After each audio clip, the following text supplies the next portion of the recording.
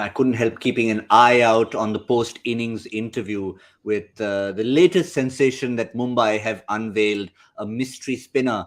And that's the way he describes himself. The one question he did answer that he tried to find some words to put was, are you left arm orthodox, left arm wrist spin? He just said mystery, which is good. He admits it himself. But there's also a bit of a mystery to the Rajasthan innings. How did it end up where it ended up? It either should have got to 190 or they should have been bowled out for 100. Somehow they found their way to a total somewhere in between. Let's try and unveil the mystery of that right here on Cricbuzz Live on the mid show of our second game of the Saturday doubleheader. I'm joined by Joy and Lisa. Never mind whatever predictions we might have had at the start of the innings, Lisa. This is that kind of total I'm sure even Rajasthan wouldn't have bargained on. Yeah, as soon as we kind of got off our preview to this match, I had a look at the pitch and it looked like it was going to be a tough one. And if someone like a Buttler could almost stay in for a long period of time and go big, he tried to do that, then they could have challenged that, 170, 180. But it was always going to be, it always looked like it was a pitch that was going to be hard to get started on. And we saw a lot of the Mumbai bowlers start to really kind of come down on the ball, bowl into the pitch. Buttler got hit in the helmet because he was through his shot a little bit early. It's going to be still, I think, a tough chase given how much it's kind of gripping and holding and potentially may turn. Towards the end, Joy, we were thinking that, okay, the way Bumrah's bowled up front, even without the wickets, he's looked at his absolute best. You'd expected him with Buttler on strike and just looking to go big. Rohit would have tossed the ball to Bumrah, maybe to Meredith, maybe even Daniel Sams, but he decided to go for the youngster. Now, I know it shows 2 wickets, but it's 2 for 47. Yeah, look, Ritik, just that it's what we call the curse of that extra over. I mean, at that point in time, giving an off spinner in the 16th over in a situation where both batsmen are set but haven't been getting runs, they are going to go after him. They're going to go, and it's obviously he got a wicket finally, but the cost that those 24 runs were basically the biggest accelerant in that second part because there were some excellent overs out there. Remember, the next over just goes for 4 runs. Bumrah comes back, bowls a 4-run over. Then Riley Meredith comes and bowls a great 20th over, which is just 2 runs, and still that run rate is 11.2 at the end. And basically, that's a product of that one 24-run massacre. And look, you're going to get situations like that. That's the greatness, the smartness of a Buttler. He picked his chance. He says, this is an offie. How bad can it be? I'm going to take my chances. And okay, he fell. But by that time, he's already scored 24 runs, made his run rate look much better, and put the team in a far better position. So 1 over too many. And through halfway through that, they were focusing on Rohit Sharma. And you could just see that little rueful expression on his face. And that was 1 over too many. And how many tweets were there about 6 sixes coming up?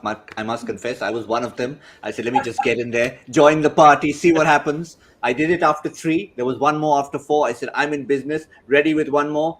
Oh, dear. Dot ball, then the wicket. Never mind. Put the phone down.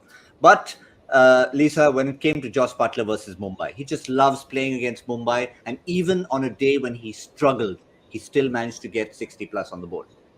I know. I mean, we're looking at him. We're going 67 or 52. Buttler, geez, he's slow. What's going on? But he had to work hard for those runs, didn't he? And you saw what it meant to him as well when he passed that half century. He picked up his collar that had SK 23, obviously for Shane Warne, and there's been some lovely pieces put together by Rajasthan in the build up to this match. So he wanted to put in a good performance again, not only for the team, but I think for also for the late Shane Warne. So he was able to do that. But just on that over, no doubt Rohit Sharma, I hope he goes up to, I think, and actually just puts his arm around him and go, mate, I actually got it wrong. I thought that, it was going to be a difficult pitch for him to really swing through the line like he had done before, and you had bowled so well, but I got it wrong. You did nothing wrong in that sense. I just put you in the wrong matchup. And captains do that sometimes. I've done it once in a game. I threw a ball to a part-time spinner who shouldn't have been bowling. We had one of our fast bowlers still had an over left, and I got it actually wrong. And in the team meeting, I said exactly that. And I may have burnt her in the sense that she never bowled again, but those type of things happen. Yeah, well, kudos to the skipper for doing that. But overall, the bowling they'd be pleased with. If you just take that one blip of an over out of the equation, they were really looking at restricting Rajasthan in that 120, 125 kind of region, especially if that over had not gone for that many. Buttler could easily have been dismissed. And then they could have fallen like 9 pins. Joy, just having a look at this bowling effort from there. What about the newcomer? 4 overs, 1 for 19. In terms of Kumar Kartikeya's left arm mystery spin. Yeah, mystery spin, I don't know what it is. But look, I think he bowled well. I didn't think he bowled outstandingly. He got a wicket, I know. But I mean, that's what the wicket he got was a wicket that, I mean, that was probably one of the worst balls that he bowled. I mean, Samson could have hit that ball anyway. But look, again, I think they got wickets. The pitch was not easy to bat on.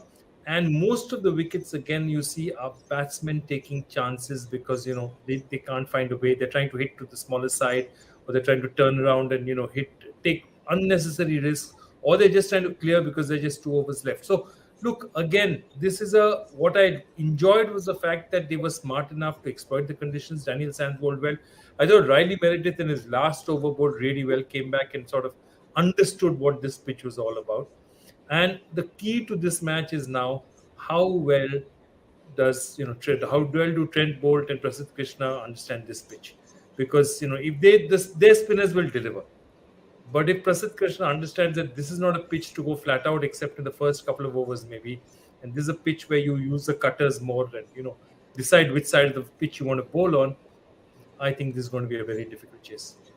Well, we'll probably draw our conclusions in a moment, but I think we should just hold on with Rajasthan and have a look at that as, of course, we haven't talked enough about the tribute, the celebrations, the remembrance of the great SK Vaughan, and we will probably do that at the end of the day. But for now, just to look at the Rajasthan batting. Buttler struggled, but Buttler still dominated the batting. 67 of 52. Have a look at someone like Shimron Hetmyer. 6 of 14. He's supposed to be the enforcer at the back end. Sanju, those 2 fabulous sixes, then he gets out. Ravichandran Ashwin, a little bit of craft, but again, he didn't last long. Yet again, Lisa, it's been a tale of Buttler and friends. Yeah, they do rely heavily, don't they, on Jos Buttler sticking around for the majority of the innings, and then they want guys to kind of go around him.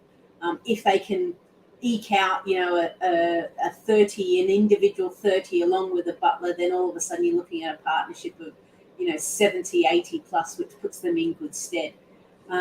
You've got to say that the pitch probably had an effect on the players. I mean, someone like a Shimron Hetmyer, he goes hell for leather, and he's been great at the front end. But now that we're starting to see pitches like this, these type of players just need to find other ways of scoring runs. And that's why someone like Ravichandran Ashwin, he's such a clever guy. Like, they were calling him like the professor. He's got some fad, there's some theory that he's kind of focusing on. But, just the open grip that he had, because he knew Bumrah was going to bowl Yorker, so he's trying to kind of slice it through that third region. So you need someone that's willing to be a little bit funky when these conditions are tougher. So players like, Sanju Samson, Daryl Mitchell, Shimron Hetmyer, they need to perform a little bit better and start to think about what can they do on these type of pitches. Yeah, it's an interesting take there, Joy, from Lisa. When if you can put a little bit of thought into it, I mean, some batters just bat a certain way.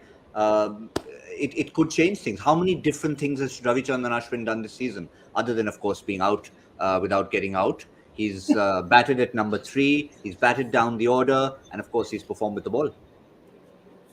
Yeah, look, and she's exactly right. He's thought it through even when he was going. He said that, look, I've got an open stance, completely open stance. Either if you're going to bowl it short, I'm going to either whack it or I'm going to ramp it. Given this field, you can't really bowl up to me because I'll blast you because your field is up in front. So I'll ramp it or I'll whack it that side. And so he's giving the bowler a chance. But if you're coming in the 17th over, 18th over, it's okay. The bowler has a chance. It's just that can the bowler execute better than you? And I thought that 21 and 9 was vital because that really got them to that 157. Otherwise, they were early 140s. I think he gave them the impetus. And again, as I said, what happens when you create a situation is it's like basketball. In basketball, the basic rule is if you're defending and you have a good player against you, all you say is, I will not give you the chance to shoot in your position of preference.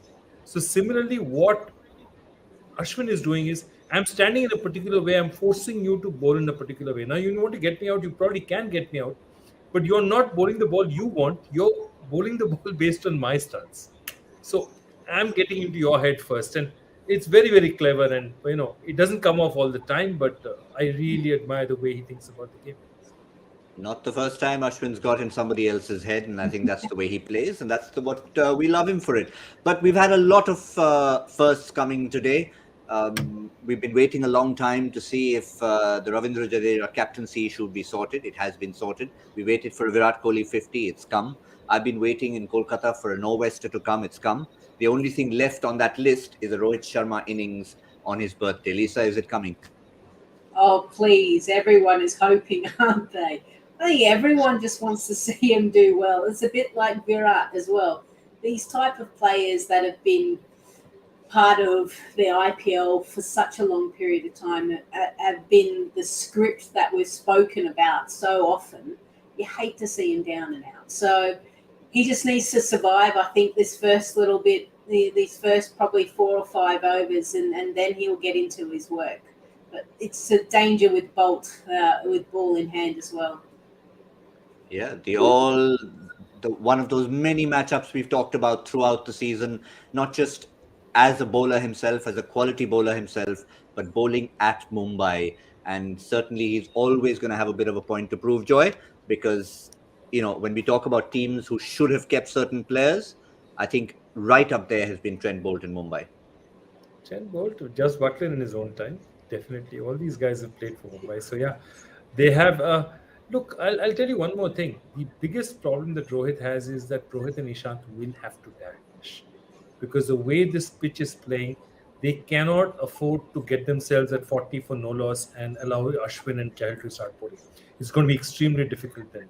So either one or both of them will have to take chances up front, saying your best chance in this pitch is to hit the ball when it's hard. Because while 157 is not an imposing total, if you're 40 for no loss and the spinners start bowling, it could look it could look a lot big side bigger than it is right now.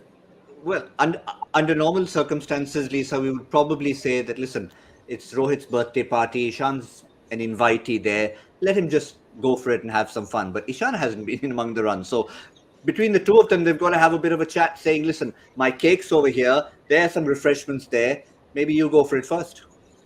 Yeah, I think they all just need to jump in, don't they?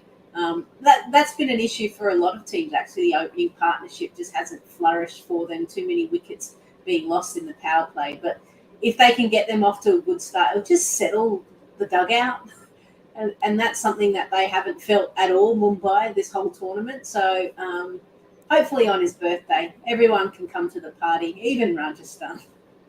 Yeah, why not? Invite the opposition. Trent Bolt, definitely you're invited. Just don't take any wickets. I mean, if you're a guest, you're not supposed to steal things from the toilet, are you? So just take it easy and don't do anything we wouldn't do. Joy, quick one from you. What was your number again for the Rajasthan innings? I think I had 160. 161, I think you said. So as close as it gets. Actually. As close as it gets. I was 189, I think, the Viv Richards score, so miles away from it. Lisa, you were a bit far away as well? 173 or was it 176? I can't remember. Yeah, 176. But anyway, Joy wins this one. The question is, can Mumbai win this one? Can they chase it down and finally pick up a couple of points? Because this is the time.